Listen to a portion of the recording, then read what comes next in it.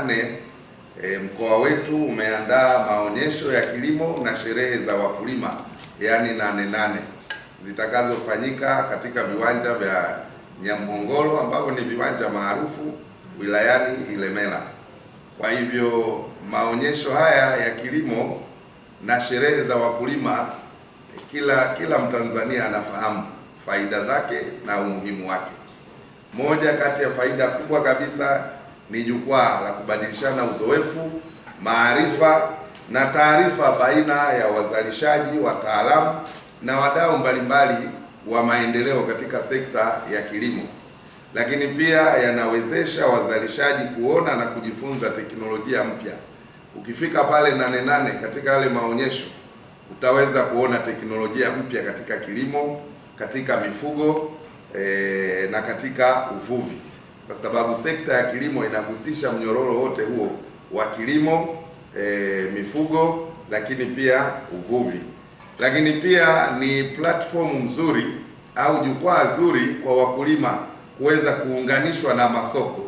Wakulima wanazalisha, mwisho wa siku wanatarajia kuuza mazao yao. Wavuvi wanavua, mwisho wa siku wanatarajia kuuza samaki zao. Lakini pia na wafugaji nao wanafanya ufugaji, wanazalisha nyama na maziwa, mwisho wa siku wanatarajia pia kuona masoko ya bidhaa zinazotokana na ufugaji.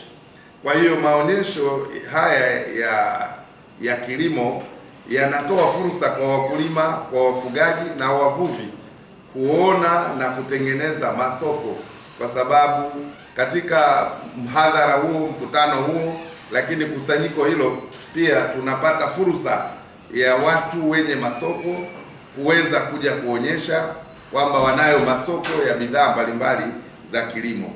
Lakini kauli mbiu ya mwaka huu sasa ya maonyesho haya Nane inasema tambua soko, ongeza tija, tekeleza dira 2050. Kutambua soko, kuongeza tija ya bidhaa za kilimo, lakini pia ni kutekeleza dira ya mwaka 2050. Sisi wote tunafahamu kwamba nchi yetu imezindua dira 2050 na wakulima, wafugaji na wavuvi wanawajibika kuelewa malengo ya serikali kuelekea mwaka 2050 ni yapi. Kwa hiyo wanapofanya shughuli zao za kilimo, ufugaji na uvuvi, ni lazima wajue mwelekeo wa serikali mwaka 2050 ni upi katika sekta hiyo ya kilimo, hususan katika hayo maeneo niliyoyataja.